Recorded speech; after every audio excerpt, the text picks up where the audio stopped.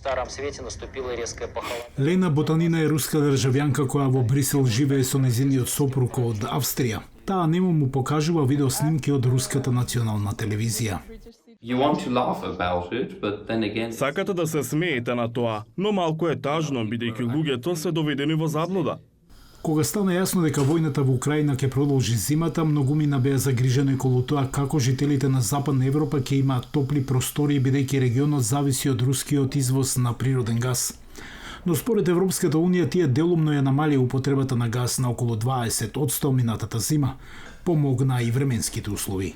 Really, it was really warm. Навистина беше топло и можам да кажам дека не носевме шалови, капи или дополнителни кебиња. Струјата поскапе низ Европската Унија, но многумина кои не можеа да си дозволат да ги плаќаат сметките за струја добија субвенција од властите. Според канцеларијата на градоначалникот на Брисел имало рестрикции на уличното осветлување и грејењето во училиштата, како и другите јавни и владини објекти. Температурата ја користиме на 19 целзиусови степени за време на училишните часови, но во канцеларии, како оваа, е на 18 степени. Во базените водата беше на 27. Според независниот енергетски аналитичар Тиере Дешутенер, Европа добро се снајде без вообичаеното количество на рускиот газ. Владите на земите членки на Европската Унија најдоа други добавувачи на газ. Минатата зима Европската Унија доби газ од Норвешка, Алжир и Азербејџан. Увозот на течен природен газ или ЛНГ од САД исто така е во пораст.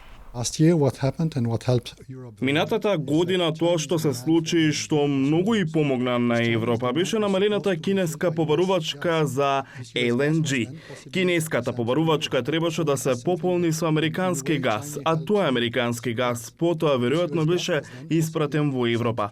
Така на некој начин Кина и помогна на Европа. Но официјалните представници на Европската Унија велат дека користењето помалку газ е единствениот сигурен начин да се осигураат дека европските земји ќе останат топли следната зима. Предложивме цел за оваа зима, намалување на поборувачката за 15%. Земите членки отидоа подалеку од тоа. Тие постигна намалување на поборувачката за 19% во текот на оваа зима.